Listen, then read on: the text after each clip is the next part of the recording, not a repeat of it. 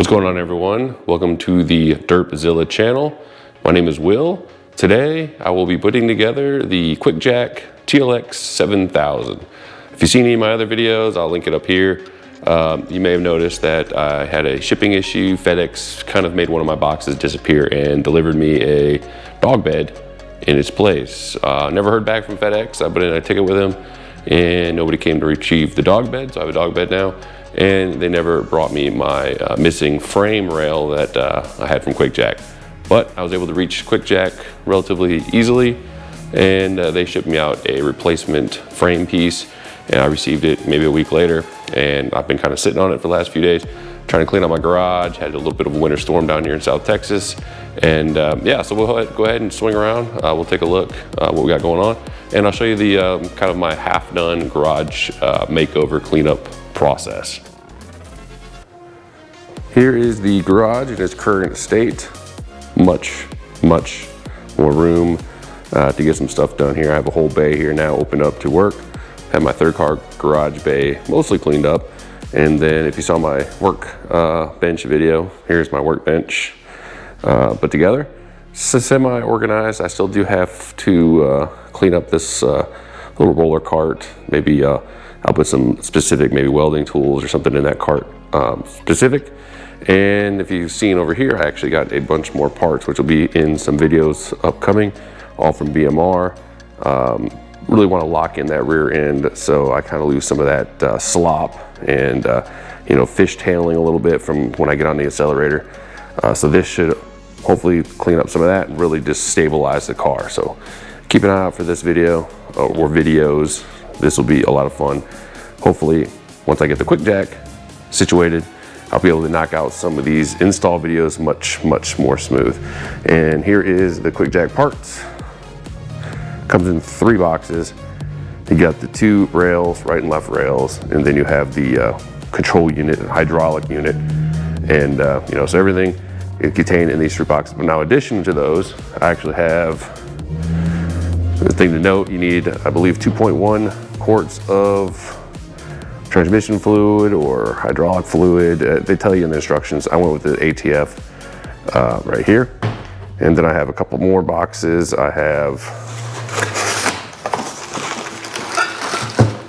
the fancy QuickJack wall hangers, which I will be installing. I believe I'm gonna put them over here, maybe kind of out of the way, not on the light switch. Of course, this will be moved out of the way. But these are actually pretty nice. They got some nice, almost like a green padding or something here. And then it's got the powder coated frame. It looks real good. I guess they used to be just one solid color, but they kind of amped it up. And let's see here. We have some of the, I believe these are the low profile blocks. This is an add-on, as are these. You don't get these with the QuickJack order. These are separate. And then also I have this kind of ugly, I don't know, they almost look like they've been used a few times, but I think it's just how they ship them. They just throw them in a box, they kind of bounce around. And this is for the truck SUV extension pieces, to give you a little bit more height on your trucks and SUVs. And since I do have my Exploder, I'll be using that for that. Another video coming up here pretty soon. I mentioned this before, but I have the 1LE front end swap that I'll be doing. I have the little Ninja Turtle slicers here, the Super Shredder slicers, canards. I got the little intake deal here. And then, of course, you have the lower grill, upper grill. I'm gonna leave all this satin. That's the plan. And then I have over here the lip, which I think I will have done with a carbon fiber paint protective film wrapped on this, so it'll keep it relatively more durable. It won't chip up as easy, give it some protection, and it'll look good, because I thought it would look weird if I left this satin. And then, of course, the panels on the right and left and the diffuser are gloss, because it is a regular ZL1, and this would be satin, it'll just look weird. But I think with this carbon fiber, it'll go with the heat extractor, and then I think the satin ones, since they're in the center of the car, they're not at the edge, will look fine. But maybe I'll end up getting these paint protective wrapped, I don't know. So yeah, that's where we're at now. I got a ton of stuff to do, but for today, I'm going to start on the QuickJack install. Really gonna open these up, unbox these. I'm gonna lay them out over here on the other side of my workbench here. And yeah, it's perfect time to knock this stuff out. My wife is out of town. Perfect for me to receive some of the other parts and her not notice me bringing all this crap inside the house. So I'm gonna get this pulled over here, open these up. I know that it looks like they recently changed up their box design, because before, if you watch any older videos, they came in these like glossy looking green and white boxes. Now you just got kind of these brown boxes.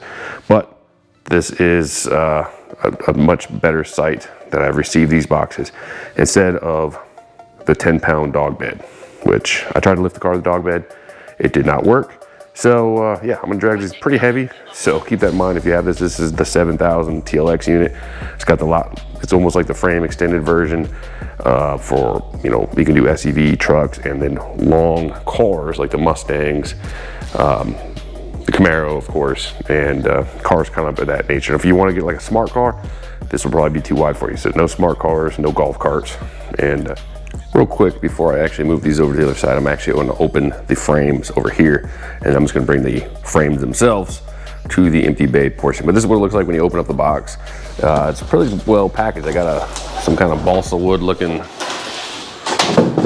piece in here.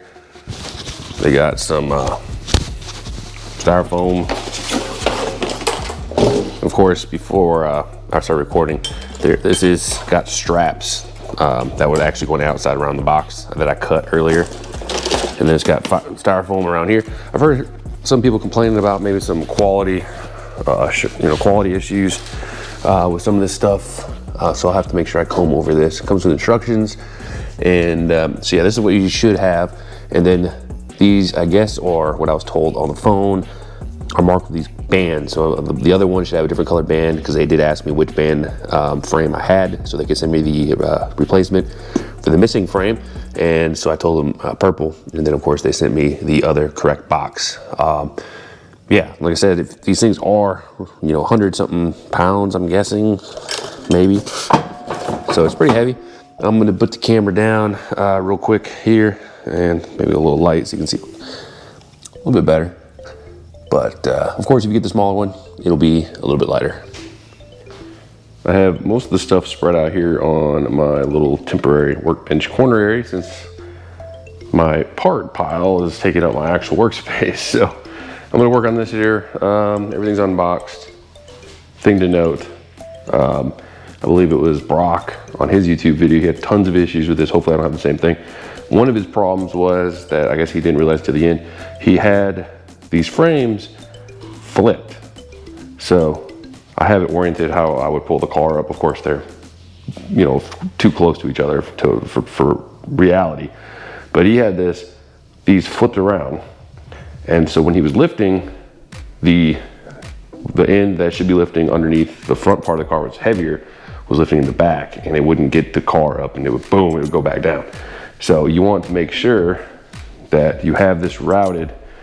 This little unit here will be over here. The hoses should go this way. I believe it is. And if you look at, even the photo here, the labels right here and here where it says QuickJack 7000TLX should be at the front of the car. And then you want to make sure when it lifts, the locking mechanism here is angled like that. So if you come around here, you can see it'll be angled like this when it lifts up, because here is the little locking lug.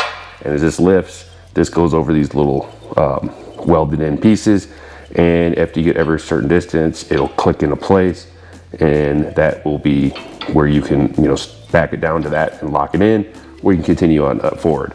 So you want to make sure it's orientated like this. If it's the other way around, your car will not lift and you'll have tons of issues, bursting hydraulic lines and whatnot. So that's the first thing. Second thing is, if you want to make sure the mechanism here with the lugs are on the outside of the frame, outside of where your car is. You don't want these to be flipped and this be on the inside, because then you will be doing it incorrectly. And when I mentioned the purple band, I thought maybe that was going to be differentiated left and right. It's not. I guess it just differentiates between the models. And I guess purple is for the 7000 TLX. Maybe other colors are for different models. Maybe it's an identifier for them in the factory or something like that. It'd be nice if they had like a color code stamp on there, and maybe or a picture of the car and like the front, rear of the car, and the angle of these frames, so somebody wouldn't accidentally get these mixed around. So that is one thing. Another thing to note, I definitely notice a lot of the stickers they have on here, the safety stickers, are just kind of peeling off already. You know, 0 time on these, and these stickers are already coming off in most of the spots here.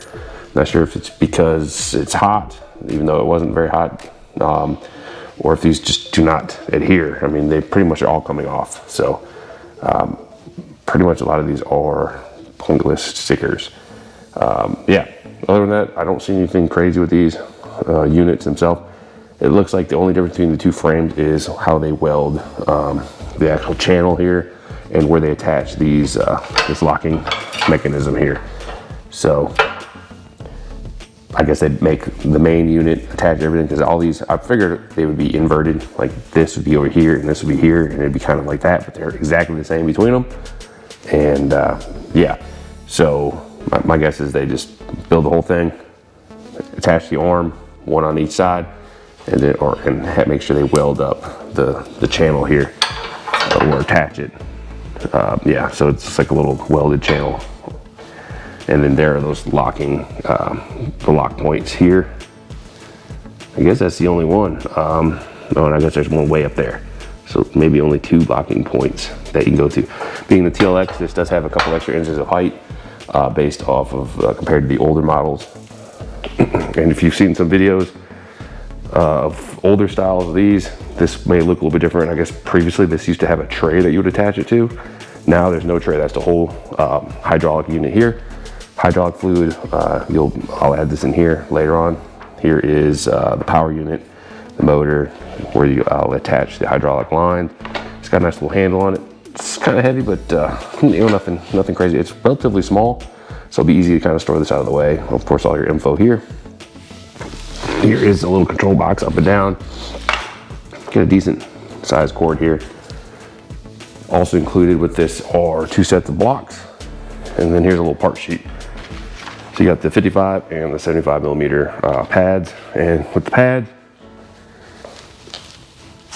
pretty much you'll just lay it in the little channel and line it up with your mounting points on your car on both ends, and then you'll lift it up. Make sure you do not use different size pads on different sides of the frame, because that will, you know, that will be not a fun time. And then here is a collection of the parts that came in a box here. Make sure you have everything before you begin. And I guess they got rid of the thread tape and they're going with a liquid thread sealant. And then you got 4 of these larger couplings, 2 male, 2 female, the smaller ones. 2 of these which actually attach to the hydraulic reservoir on the frames. 2 sets of the long hose, 2 sets of the short hoses. And then you have the frame puller, which once you get the car pulled up, you can get this to kind of maneuver. I mean, it's gonna be kind of a pain because this thing is pretty heavy. I mean, 120 pounds each, I believe this is for the 7000 TLX. So it's definitely, you know, a couple pounds. You know, getting them out of this box is kind of a pain by myself. Probably should have had a kid help me. And the thing to note, it has a little handle here, but the handle goes flush to the ground. So if you're pulling this thing and you drop this back down on the ground, you will smash your fingers. So there are holes right here. So what I was doing, I was just sticking my fingers and then dropping it down that way. Otherwise, yeah, you'll crush your fingertips. It'd be nice if maybe this would have a recess groove or something that you could tuck your fingers in without hitting them on the floor. But you know, mine are great. Comes with a pretty nice instruction manual. They do have videos on their YouTube channel, and there's been a couple relative YouTube install setups for this whole setup. And to note, like I said, this is the 7000 TLX. This is the new version that I guess they just came out with, but this kind of tells you the differences. And this one's a 7,000 pounds extended frame. If you had a Tesla or something fancy like that, you'd probably get the 6000 ELX, which I consider because I believe it does work for the Camaro and Mustangs and stuff as well. But that does a little bit less pounds, but I believe it's a little bit longer. So it's kind of a little trade-off. Yeah, so very detailed instructions. Make sure you read everything. Here's a breakdown of how the unit should look. And yeah, I'm gonna flip through this, and then we will get going on. I believe it's gonna have me set up the hydraulic lines. Here's a little diagram of how that goes. And you can see the hydraulic lines go out opposite of these QuickJack placards or whatever these are. So the hoses are gonna go out this way, and the unit will be over here, kind of close to where my garage door is. And if you remember, you saw, I don't want to call out Brock again, but he had his unit up here and the hose is going this way. So you knew the unit was flipped. And that's why he had all those issues, because of course, the motor, transmission, everything, much heavier front on these cars, and pretty much most cars, than the rear. So this thing is meant to be lifted like this with this setup. Otherwise, you'll have tons of problems. Also, he mentioned that when he talked to them, they said something about a 24-hour cure time, or maybe at least 12 hours for this stuff. So I will get the hoses get together, everything connected, and then I'm gonna let it sit until tomorrow. He said that he did not see anything in the video or in the instructions regarding the timetable. I'll go through it just to make sure. Here it says, yeah, it says you only need a small amount. And yeah, make sure you clean the things if you use a different sealant.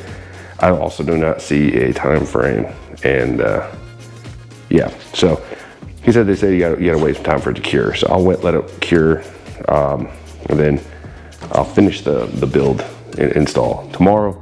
But at least I'd like to get some of it done today. And yeah, I'm gonna go ahead and start getting the hoses situated.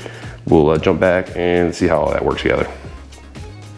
All right, back to the unpacking portion of the instruction manual here. And actually how I have it laid out, it would be more like this to line up how I have it laying in my garage here. Of course, this would be, you know, if I was standing over here. Of course, the hydraulic unit, I'm gonna move over here. But this will also confirm how you want your hoses. You want them to come down this way, not forward. The locking bars are gonna be on the outside as indicated here. And then you can see the locking lug at the bottom of the locking bar right there, which is here and here. And then shows you how the orientation of the hydraulic cylinders and the air cylinders. And then of course, the little QuickJack labels, placards or whatever, all situated as it indicates on the instructions. So you make sure you follow this and hopefully minimize any potential problems. And then we got some clearances. Just give you a general idea of how much distance you should have around these units on each side. So make sure you follow that. But I'm sure some people will be in tighter spaces than others. And then you got the air and an air cylinder here, hydraulic cylinder here. Real quick thing to point out, once we do attach the shorter hydraulic hoses, which are going to be these, attached directly to the hydraulic cylinder, and then they'll have the quick fitting, and then the quick fitting on the longer hose, which is these, and then those will actually attach to the unit itself. A quick demonstration of these quick fittings here is, here's the female, which is the larger one, and they have these little caps on here, and you can see here is the quick fitting insert, and then here is the quick fitting male connector. And these allow you to then disconnect the longer hose from the shorter one, and then you can stow away the frames, hang them on the wall or whatever, away from the main unit, and you should not leak any of your hydraulic fluid or transmission fluid. And this is pretty simple, and it's kind of a tight fit, and then they just lock into place like that. You can see here they have a nice tight fitting, and then what you do is you'll pull down, and you actually will spin it to fully lock it. But then you can go like this, and then you can unlock them like that. Very simple. And then of course, when you're stowing it away, you just recap everything. And there you go. And as you can see here, this is the hydraulic cylinder. We'll walk up and take a look at it. It's got a cylinder port here on the side, and you use a 6mm hex key to remove that. It's just a shipping plug. And then at the bottom is actually the bleeder screw. and you'll use this to bleed air from the system. That'll be part of the bleeding process once we have everything together later on. So we'll go ahead and show you that real quick here.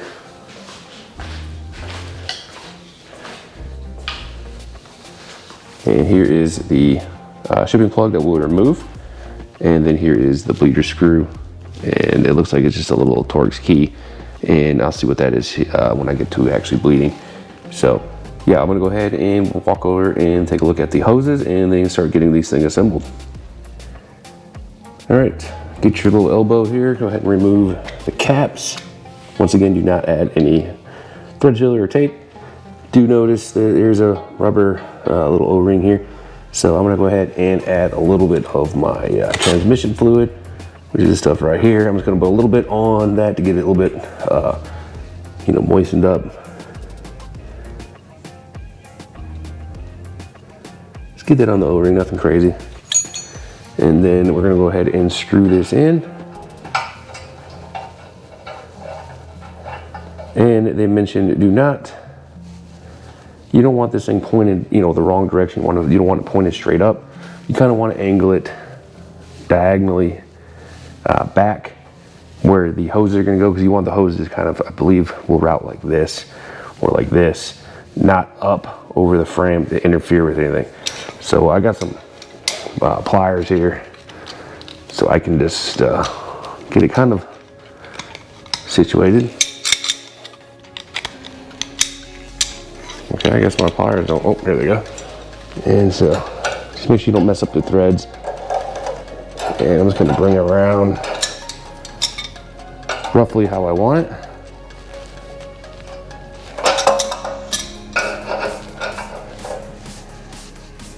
Kind of about like this. See how it's diagonal, not straight up, not going here, because you want your hose to run like that. And then, I believe it's 18 millimeter on this. Go ahead and tighten it down. It will cause this to move, so once it starts moving, go ahead and hit it with your pliers. It says 11 to 12 foot-pound. I don't have a wrench for this, so I'm just gonna, give it my best guess.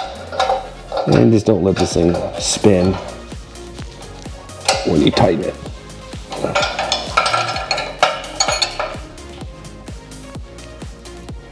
And that should be good. And we'll move on to the next part. All right, we're gonna go ahead and do the short hydraulic hose prep. You're gonna need 2 of the smaller male quick connects, but with the female end. So you got the male end here for the quick connect, and the female actually threaded. So in comparison, here are the male, and then you have the female quick connects, which are all female. So what we're gonna do is we're gonna make sure we have the male end of the short hose. You're gonna go ahead and remove the caps on that. And we'll bring the other one around. There we go. And we're going to go ahead and apply some thread sealer, which is this stuff. I didn't see any details on curing time. It just says wait until it's dried and locked in. And you're gonna wanna make sure you clip the end here, and you're gonna have to get a lot of air out. And you wanna add it to the first 4 threads here, and then you're going to tighten this down. And it says 23 to 25 foot-pound. I'm just gonna do it until it's pretty tight. And what you want to do, this big one right here is a 22 millimeter. And then the one on the short hose here is a 17 millimeter. So when you're tightening that down. So I'll go ahead and do this first one, and then I'll do off camera the second one here. Make sure you get all, there's a little bit of air in here. And make sure you wear gloves. I do say make sure you wear gloves, so wear gloves.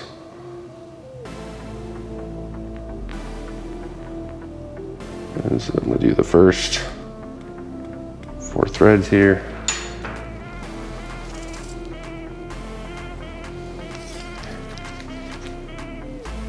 Probably a little bit overboard, but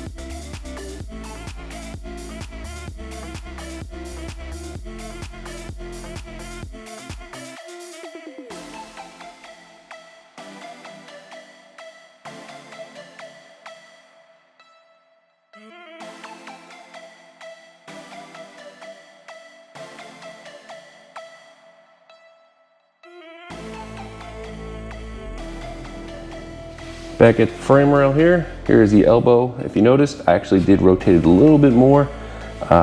Once I had this cable, this hose here, I could actually see, and I wanted to make sure this doesn't hump past the height of this, doesn't impact this. So I rotated a little bit further down, so if you can kind of see the angle here, it's maybe,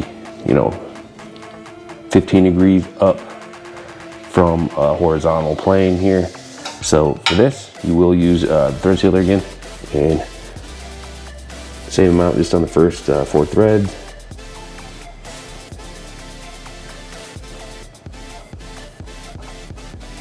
And once I spin it, it'll cycle around. And this just has a free rolling here nut, and you can see here. And another thing to note with the hose, you want to channel it below like that, so it doesn't get pinched on the frame. So it's going to go up and below between these 2 frames here and in this gap right here. And it's going to go out that way, and then you're going to get your 18 millimeter, and you're going to tighten this thing up. If you have a way to, oops, you're going to be on this one, not this one, and it's going to make sure you tighten it up, but of course don't break anything. And if you have a way to measure the torque on this, 23 to 25 foot-pound, all that info is in the manual they give you. And I'm gonna finish tightening this up, and then we'll move on to the next phase. Quick note, you can put a 17 millimeter on this part to keep it from moving around while you're tightening this one with the 18 millimeter, and it keeps the hose from flopping around. And make sure this thing doesn't get like torqued at a weird angle. Like if you tighten this up without doing anything with this, it might get kind of at a weird angle. I'm not sure how secure that is if this is like janked off to the side. But you can notice here, it clears the bottom, clears the top, doesn't go above the frame rail, and then it goes out the back. I went ahead and knocked out the other side. All right, for the long hoses, we're gonna be using 2 of the large female quick connects here, and one's gonna go on each end of the long hose. I clipped off 2 of the zip ties and left the middle one on here so it wouldn't kind of spring everywhere, so I can hit both these ends easily. I'll go ahead and knock out this one on camera, the other one I'll do off camera. And same deal with the other stuff. I'm gonna use the old trusty thread sealant here.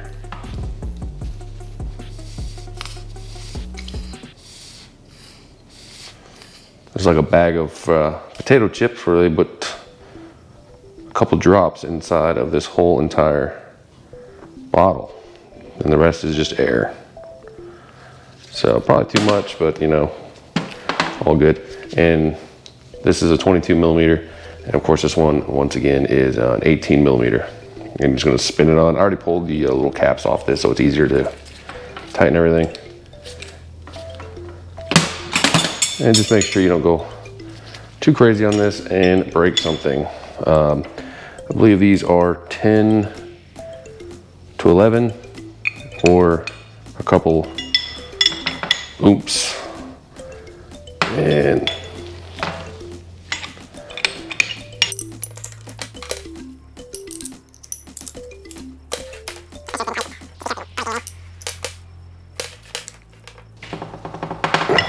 there we go. And then we'll go ahead and repeat that process on the other side of the hose.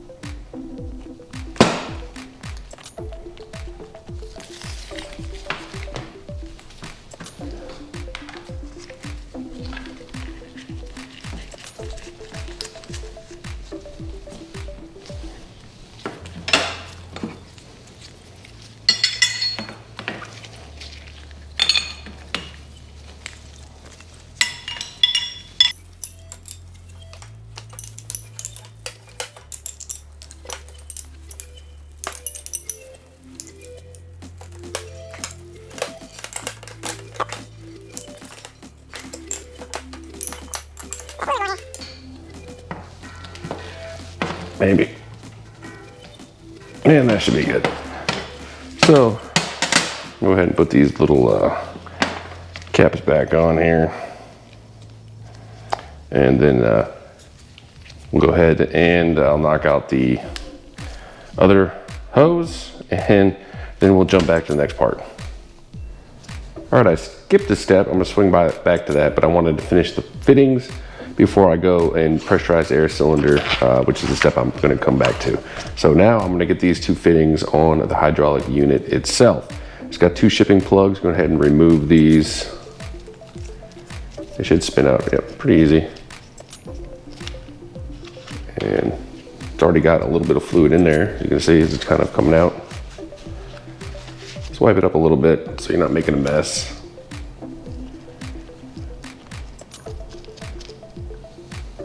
Sorry, the camera is kind of moving around a little bit.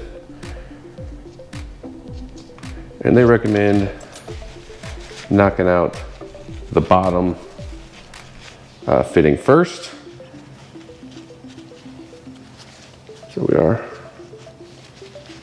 You can just a little bit, and you're going to use your last two quick fittings here. These have the rubber O-rings on here, so you're not going to use any of the thread sealant or anything like that.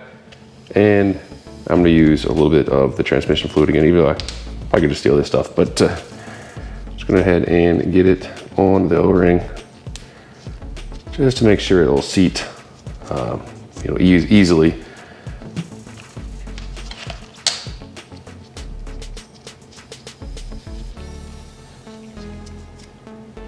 Nothing crazy.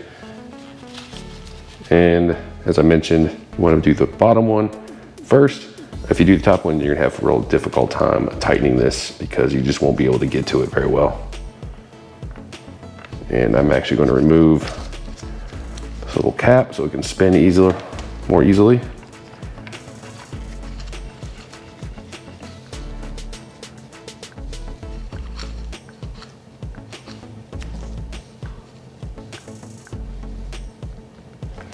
I believe this is the 22 millimeter again. Yes, I'm gonna go ahead and get this out of the way. And we'll go ahead and tighten this up. It does say 10 to 12 foot-pounds, but once again, I'm just gonna make sure it's nice and tight.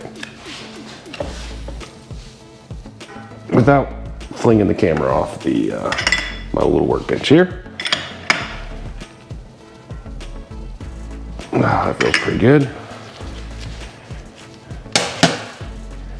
And I'll go ahead and remove the cap from this one as well. And this will enable us to quick connect the long hose to the control unit here.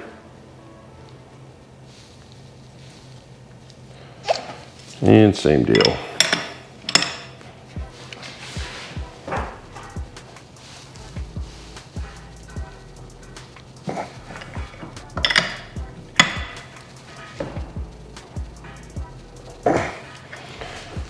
There we go. And you go ahead and put these little covers back on, and then I'll get this out of the way. All right, now we're at this step to pressurize the air cylinder, and that's this unit right here. It's got a little cap on here. Make sure you do have a valve in place. I've seen some videos where people say they were missing one of their Schrader valves. And what they want you to do is remove, or actually release a little bit of the air, just to make sure everything's working.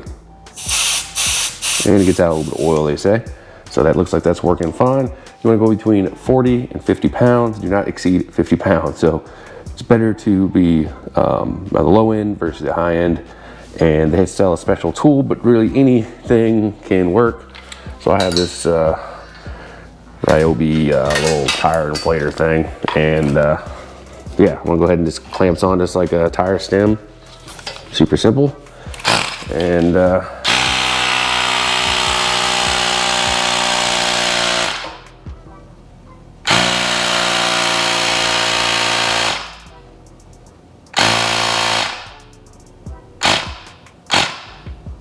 and 48, I don't know if this is registering or not, but it says 48, which sounds good. I already did the other side. I also did 48 over there. And yeah, I'll keep them both at the same value. And I'm sorry, I just lost a couple pounds there, but should be good. And they give you a little cap, go ahead and put that back on. Everything is laid out now. All the hoses, quick connects have been attached. Air in the air cylinder. Everything is situated. I'm letting the thread sealer stuff cure. Next step will be actually adding the transmission fluid or hydraulic fluid to the reservoir here. And so I'll get a funnel and I'm gonna fill this up to about a 1/2 inch below this mark. I'm actually gonna do this and the rest of this install tomorrow as I let all this stuff cure, and then we'll hook everything up and go through the bleeding process, which may take a little bit. It is now the next day. For you, it seemed like only a few seconds, but yeah, it is late on the second day. And where we're at is we're gonna be filling the fluid here on the hydraulic unit. I went with some automatic transmission fluid, but they give you a list here of what you can use. Just make sure you meet these requirements here. You know, some Dextron 3, 4, Mercon 5, and then there's a number of other options here. So just make sure you follow this. And another thing to point out, there are multiple power units. So it depends on when you purchased your QuickJack, which unit you went with. You could do the 110, 220, and I believe they also have a 12 volt DC. I went with the more traditional 110, which is slightly different than some of the other ones.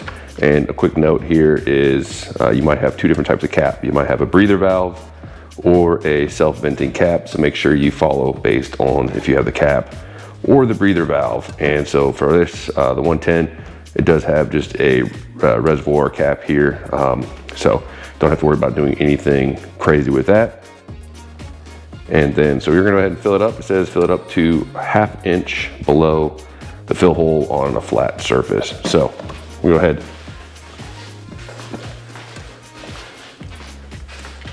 and head on over here. And you can see here is a little light here. Here is the fill container of the unit. And it is a 24 millimeter, but it should be able to just hand spin it off here. Pretty simple. And this is a plastic type container, so you're not going to want to really torque this thing on here because you may split the tank, which would be bad. And it looks like I'm going to get a more narrow, relatively narrow funnel. So I'm gonna go ahead and grab that. I'll set up the camera here so you can see what I'm doing, and then we'll start filling this up. It should be a little over 2 quarts, but we'll see. All right, I have the a little bit more narrow of a funnel here. Just make sure you don't overfill this thing because it will cause issues and could split the unit or pop a hose. So like I said, about a 1/2 inch below the fill marker.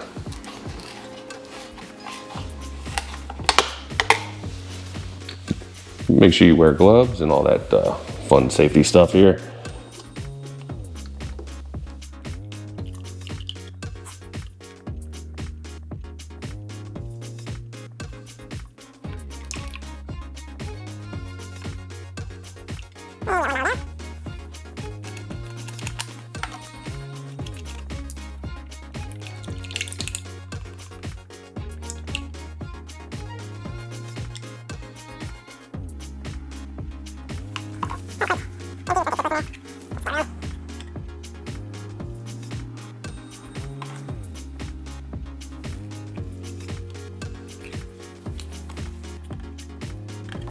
There's 2 bottles done.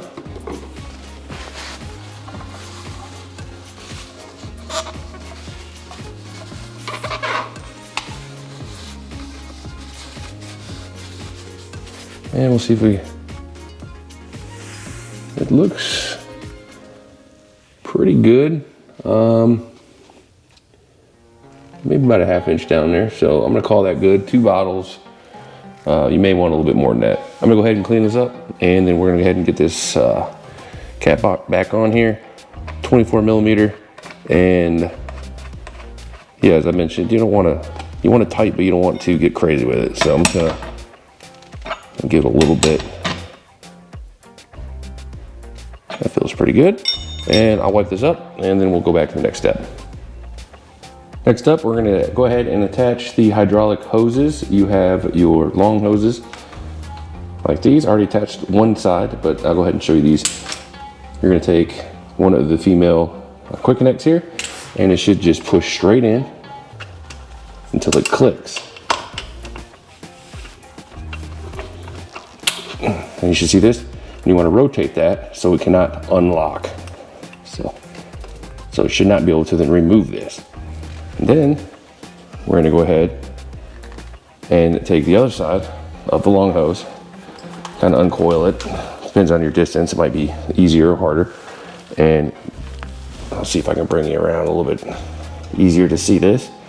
But now you have the short hose that's coming off the frame, and then this is coming from the hydraulic control unit. Same thing.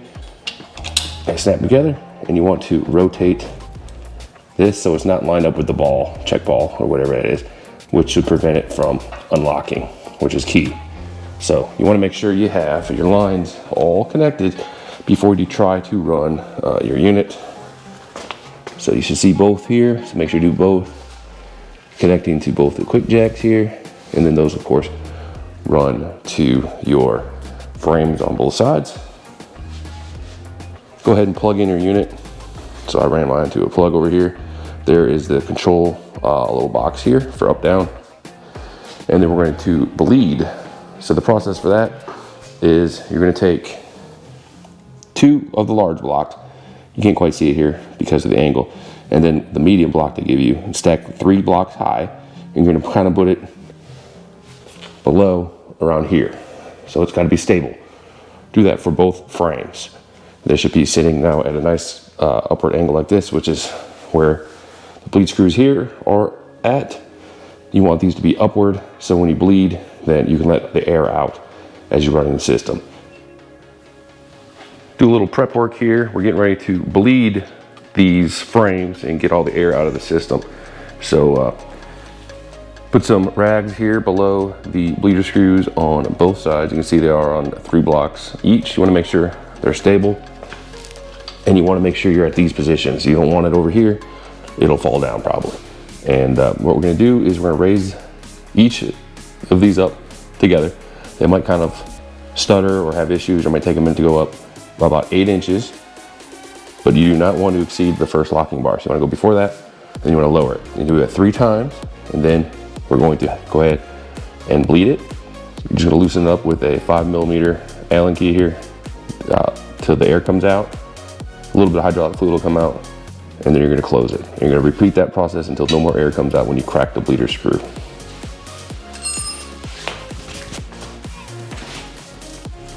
Here's a little hand controller. And this will be the first time raising and lowering these, so hopefully nothing blows up. And also you wanted to check for any leaks or anything like that. You can see it's on the same things that was causing my light to flicker.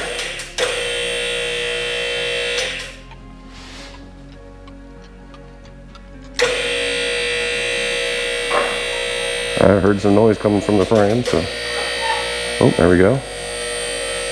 And they're kind of yo-yoing their way up.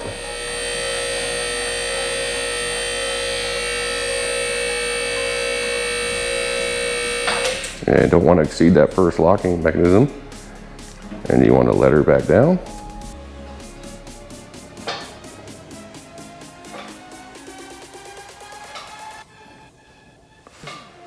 Slowly working its way down. You can definitely hear some fluid flowing. You kind of want to make sure you look over everything. You don't have any leaks or any craziness going on here. Those drops right there were already there, so that's not a leak.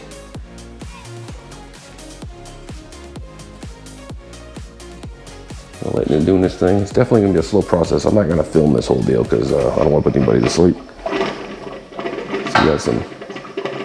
All right, so it's all the way down. If you hit the button, it's gonna keep circulating fluid back in here. So like you hear the air kind of tumbling through the system. The second time is already smoother, a little bit.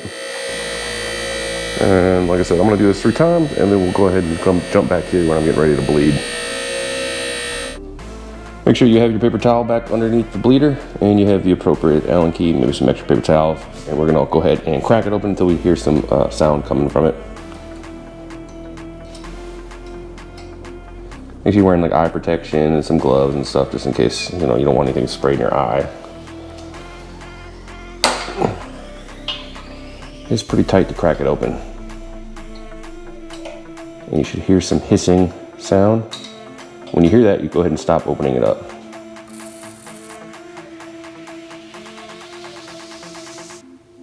All right, I don't hear anything else. Go ahead and close it back up.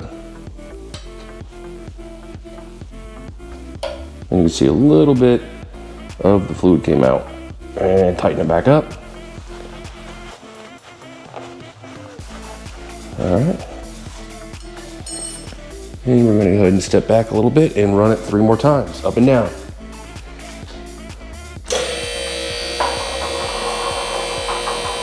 Still a little bit jumpy, but not quite as bad as before, so it's definitely making an improvement. And we're gonna drop it back down.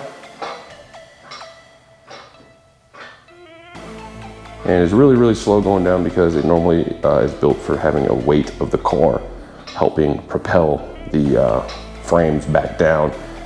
So that's why it kind of stutters on its way down, so that is normal with no vehicle on it.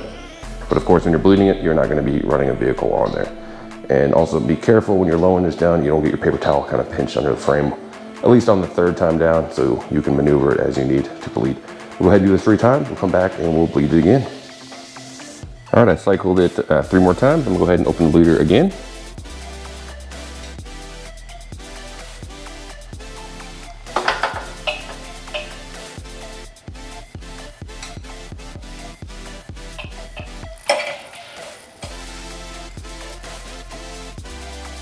Decent amount of air came out that time. And we're gonna go ahead and tighten it back up.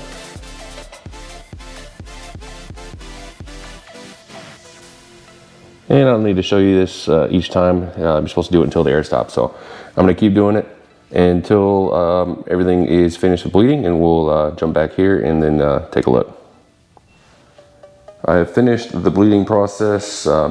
They do say after you do the 3 up downs, when it's back on the lower position, you release the open the valve up, bleed some air.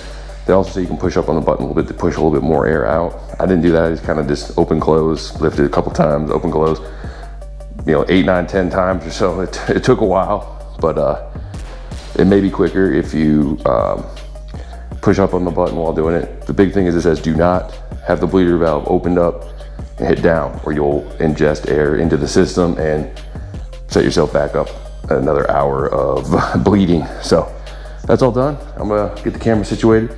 We'll raise it up and see how smooth it is. It seems much smoother, and they come up evenly together now.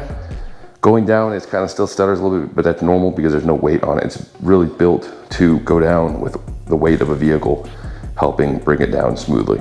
So that's normal if you experience that. I'm gonna go ahead and get the camera set up, and we'll go ahead and raise this up and lower it and just see how it looks. All right, I have everything situated back on the ground. I'm gonna do a quick test. You're not supposed to lift this without a car on it. So if you raise it all the way up without a vehicle, you may not be able to easily get these jacks up. So I'm just gonna lift it up, not even to the first locking point, just to test smoothness and make sure they're nice and even. You can see, compared to the initial run, they're even and parallel and moving smoothly. That's about high enough. And yeah, I'll bring it back down. Now without the weight of the vehicle, going down is very slow, and they may stutter a little bit, which is normal. And really just make sure you look around for any leaks. I went around, I didn't see any leaks on any of the hoses. So just make sure nothing's leaking.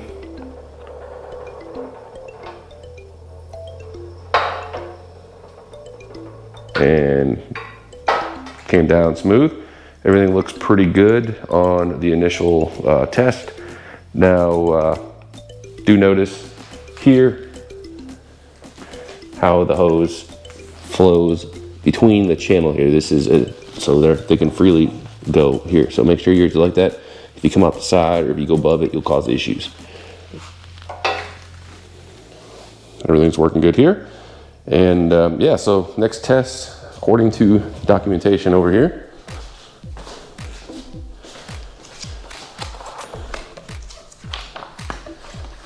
is you're gonna want to get your car on there, and then you're gonna do some tests with the car. And another day has passed. Shouldn't take this long if you you know, have a few straight hours to work on this, other than waiting for your thread compound to cure. Now, I'm actually going to put my ZL1 on the QuickJack as my first lift. I was gonna do my wife's car, but I realized I don't have any pinch weld mounts for that. I have the ZL1 add-ons mounts on my ZL1, and you can kind of maybe see them right there.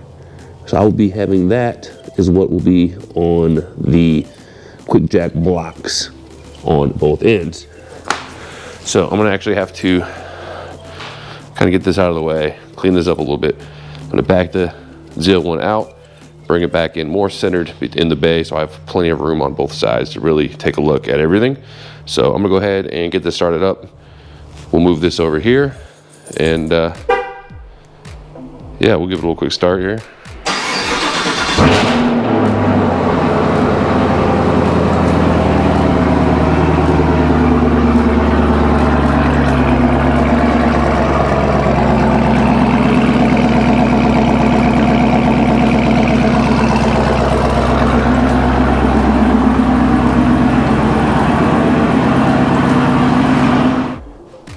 All right, I had to do some tweaks to how I have these ZL1 add-on lift point mounts. This is actually for my wife's Mustang.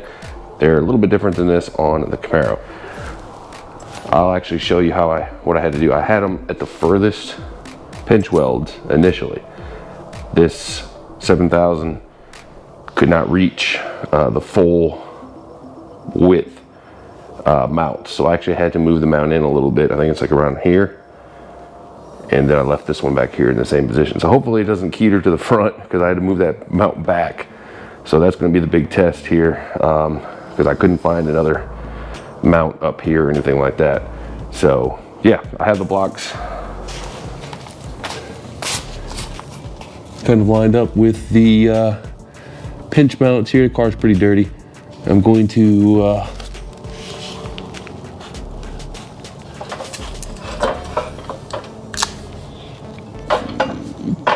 and this thing is quite awkward because it's so freaking long. So that was the issue I was having, just trying to maneuver this thing around. So what you want to do is you want to make sure these blocks are lined up with your, you know, your pinch welds or your mounts, whatever. And then we're going to go ahead and try to lift it just far enough to reach those blocks. Now, of course, make sure your hoses are connected, which I have done, and make sure it's plugged in. And you want to make sure you don't hit any of your ground effects or anything like that.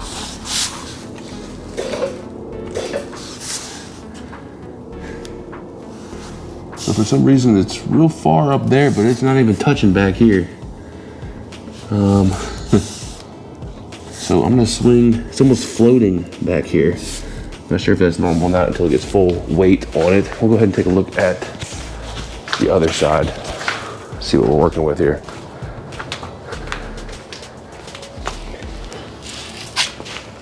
All right, same deal.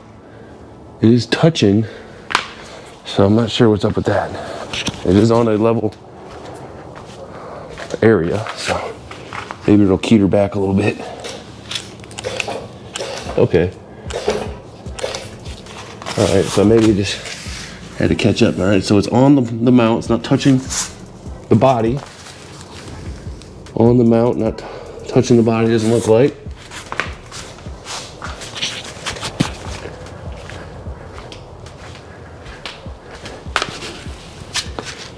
And it's on my add-on blocks. You do not want to lift from the ground effects or the rocker panels.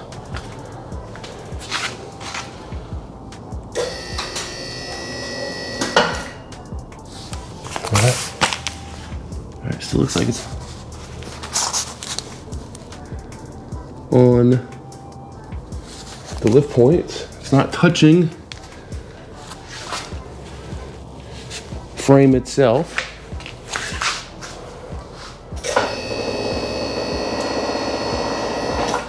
All right, a little bit more. I'm gonna go ahead and check the other side again.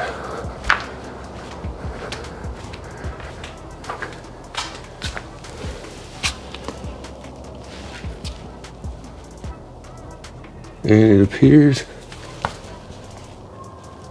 to be on the lift pads.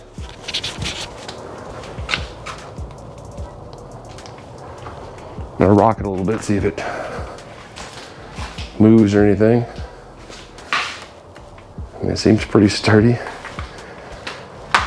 Oh, all right.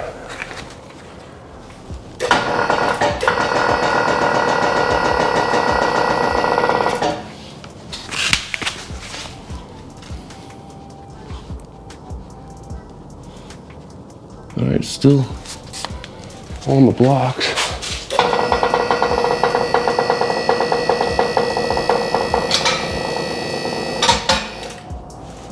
And now it is locked into place. You can see here, you go past the locking bar till it clips over, then you back it back into it. So I want to back it up a little bit more until it rests on the weld right there. So boom. Now it should be locked and this should not be able to be moved. Okay, so the weight is on this and not on the hydraulics. So real quick, super close on the rocker panels, but it looks like the weight is all on my ZL1 jack pad. Now,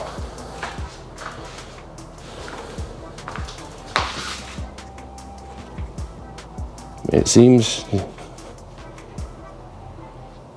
sturdy.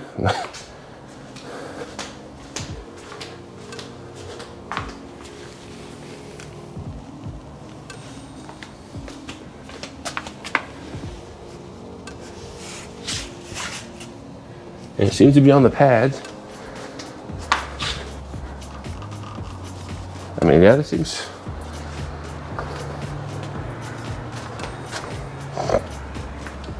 That seems sturdy. So that's only the first setting. I'm not sure how high I want to take it. I'm still not 100% with it, but I mean, I don't think it's going to move if it got this far up, so we'll try to take it a little higher.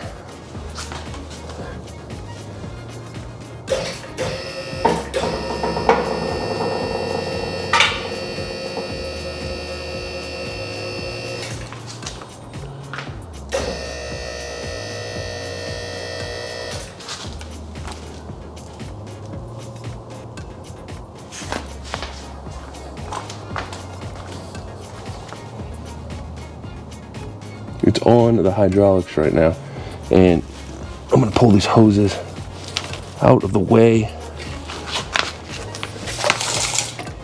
of the tires when I drop it back down. Of course, you don't want it to be fall on the tires here.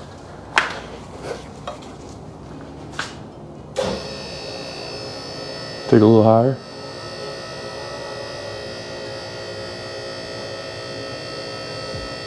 Not gonna lie, I am shitting bricks a little bit here. All right, it's back on the locking lugs here. Okay, I can come down a little bit further. Good check right there is just to make sure if it's stable or not. There we go. Always make sure the weight is on this locking bar.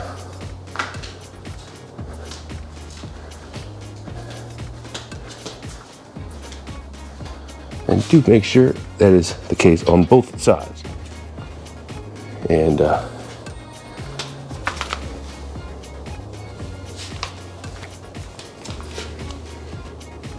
super close on this thing.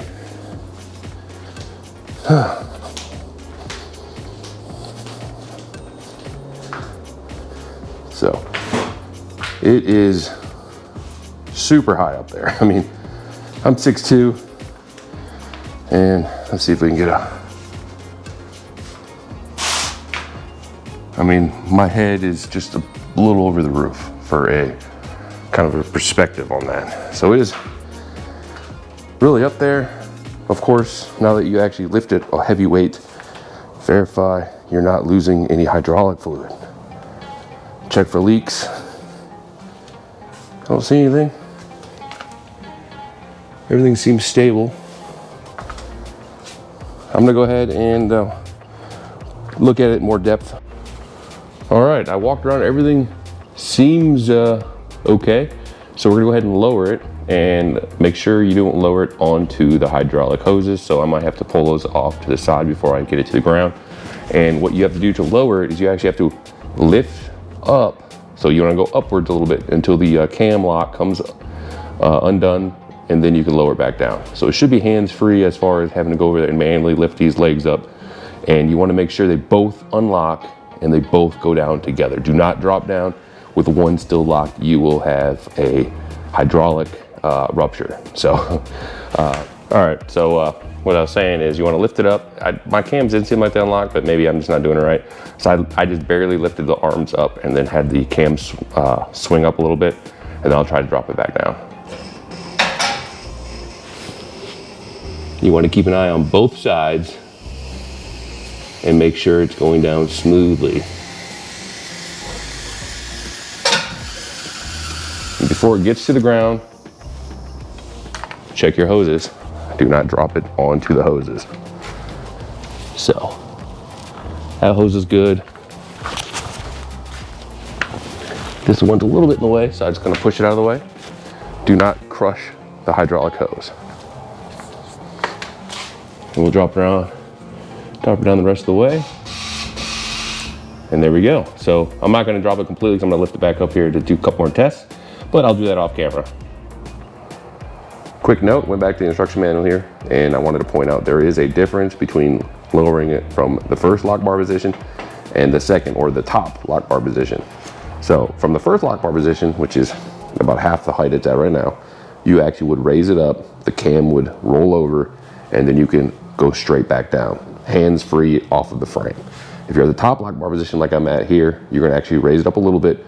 Manually, you're gonna have to then lift the bar just enough so the cam rotates back and is sitting on top of the lock bar, and then you're gonna go back to the controls and lower it back down. Make sure you have both unlocked. Do not unlock one and forget the other. A catastrophe could happen, and you do not wanna drop your car. I know I don't. I was sweating it the first time I brought this thing up, about shit my pants. So, another note I wanted to point out real quick here regarding the add-on, ZL1 add-on, what do they call, pinch blocks or pinch well lift jack point blocks. Initially, I had it at this pinch weld position.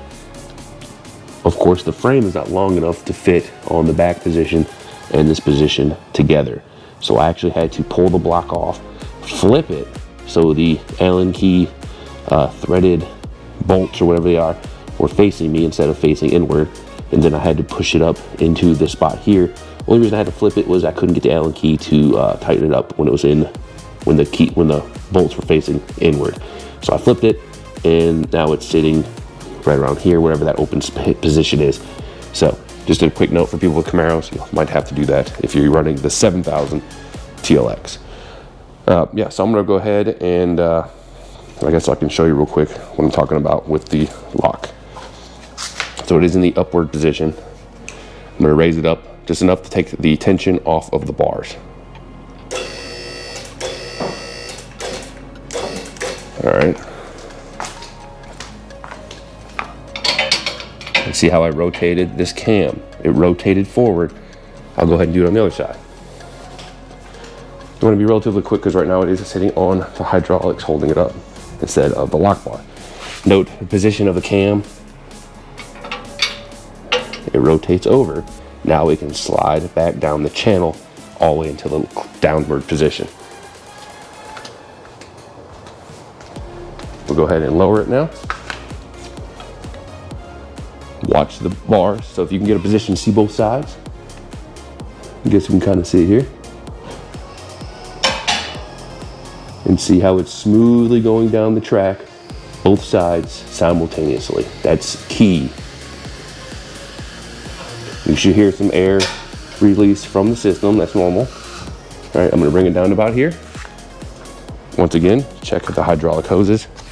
You wanna make sure nothing is gonna get smashed underneath the wheels. So that looks good on both sides. We'll go ahead and lower it the rest of the way.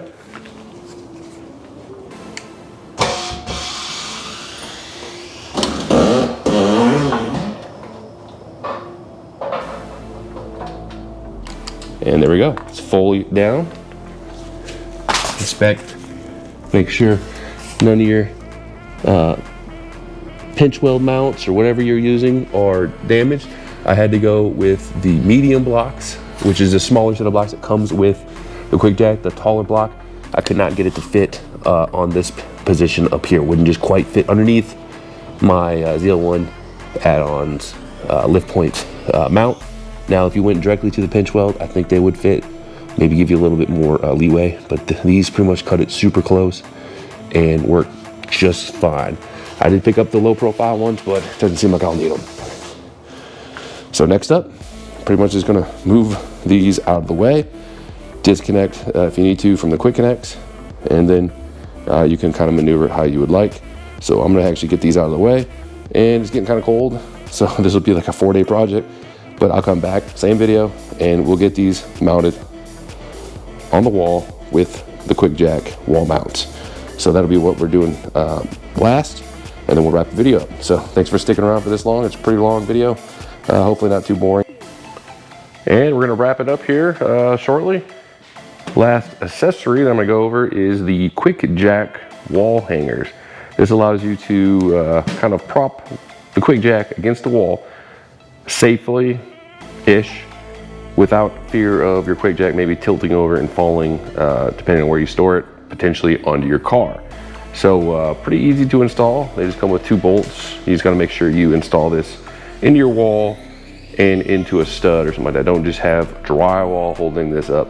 And the real big trick is you want the base of the QuickJack to be laying on the ground. You don't want it to the full weight of this, especially the 7000 here. This thing is, as you can see, this thing is taller than me. I'm 6'2", so I mean, it's a big boy.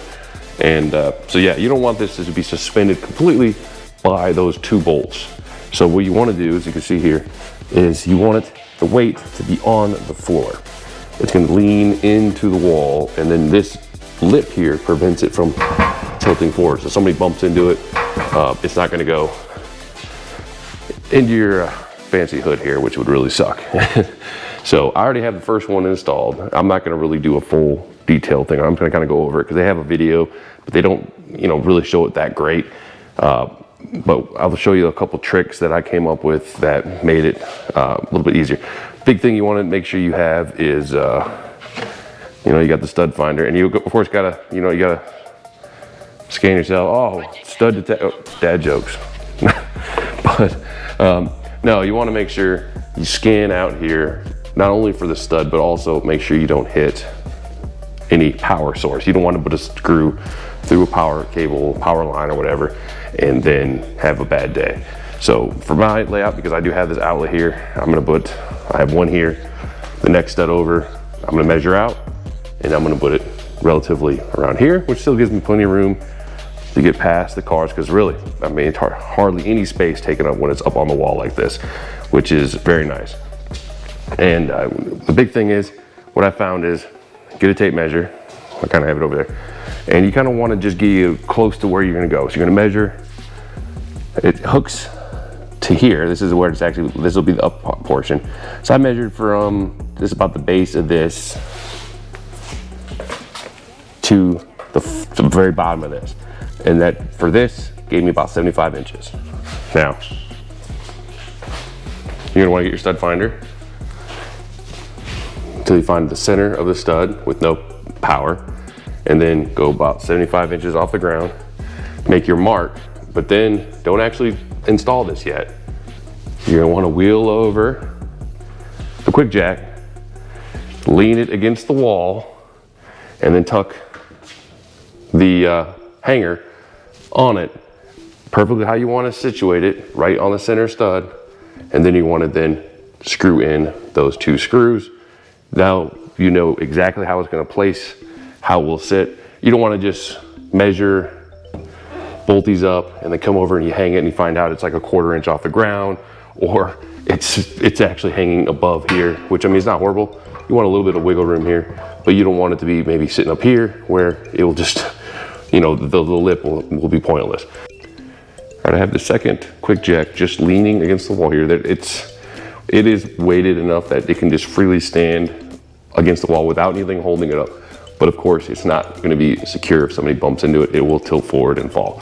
But I mean, it's relatively stable, just leaning against the wall. So you want to get it positioned how you would like to have it set, sitting on the ground here, you know, proportional to how the other one is.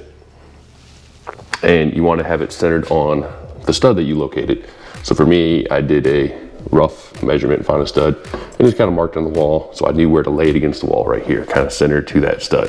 And then I grabbed a stud finder here, and pretty basic Amazon stud finder here. And I just want to make sure I set the depth. So I did 1.5 inches. And you want to go ahead and just kind of lay it against the wall here. I'm doing it upside down so it could actually kind of get flush with it. And you want to hit the calibration button, which on this one is on the side here. You want to let it do its full calibration. And then you're going to bring it down, and we're just going to confirm. So it's saying its center is right here. So it looks like I need to move it over just a little bit, and then I'll line it up. And I shift it over just a little bit.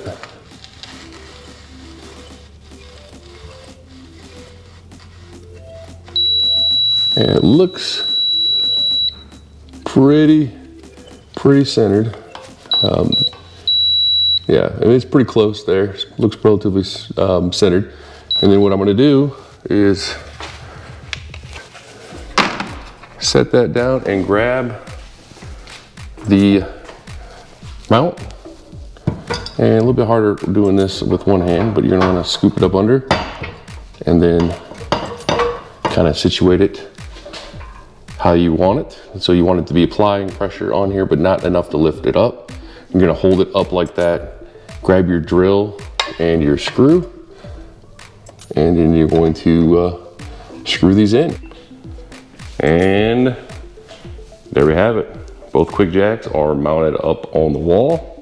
Weight is still mostly on the ground, so it should be relatively secure. Definitely not budging, didn't hit any power lines. And they can wobble as long as they do not go over these lips here. So you have to physically heft this thing up, and this thing is super heavy. And it sucks with my garage has this like lip here, hard to tell, but so can't just roll it up there. It would be nice if they had maybe a wheel on the bottom, but I guess that would probably affect the lifting or something like that. And then I kind of have this hydraulic power unit right here, and I just kind of loop the hoses around this piece of wood I have hanging over here, and the power cord just kind of keep them out of the way, but not all kinked up, so they should uncoil pretty simply. And then I got my various blocks, got the medium blocks on the left, you got the actually the larger blocks on the left, medium blocks in the middle, and then these are the low profile blocks that do not come with it. You have to buy these as an accessory, just like the hanger wall mounts here don't come with it. These are accessories that you have to buy. And then not with it, but over here on my other table here, I have the truck mounts and stuff like that, which you can see here gives you various adjustments for trucks and SUVs and stuff. So it'll be great for my Exploder. These look like they got beat up, but they seem fine. And yeah, that'll really wrap up the QuickJack video. It took a lot longer to put this together than I was anticipating, just because of time constraints and whatnot. And yeah, I have a ton more stuff. Hopefully I'll be able to knock out much quicker now that I have the QuickJack. I can get this car up, get underneath it, get it back down, done. You know, well, I wouldn't say super easy, but much easier and smoother than trying to, you know, ramps and jacks and whatnot. This thing, I can throw up the car, get tons of clearance, and just practice safe, you know, lifting procedures, and put some jacks underneath the car in addition to this as a fallback in case something crazy happens. You blow a hydraulic line, to blow the compressor, you know, final destination, and the car just falls, or something wild, which I mean is possible with anything. Have the jacks in there just in case, and always inspect the blocks, the components, make sure everything's in good working order before you actually put your car up there. So that's my suggestion. Now, if you have been to the channel before or sticking around, I have a lot of stuff coming up.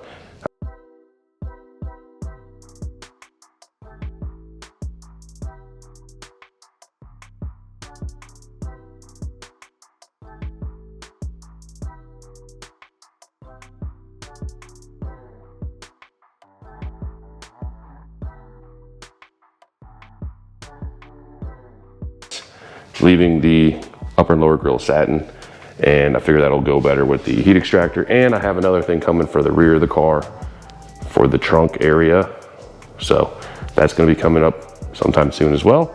And I also have some more carbon fiber bits for the interior that I'll be doing some videos on, and some stuff for the Mustang, more stuff for the ZL1, full rear suspension, partial front suspension. Gonna get that thing just locked in and ready to go. And stuff for the Explorer, got some AC, HVAC type stuff I need to do with the Explorer. I got some differential stuff for the Mustang, for the beast still out there, the NV3500. And yeah, just a little bit of, I mean, a little bit of everything. So gaming and whatnot. So yeah, thanks for sticking around. Hopefully the video wasn't too long, too boring. And maybe you decided it'd help you, you know, come up if you want to get a QuickJack, or if it just looks like maybe too much work or just not worth, you know, what you need. So yeah, feel free to like, subscribe, comment, and yeah, hope to see you around. Thanks a lot. Peace.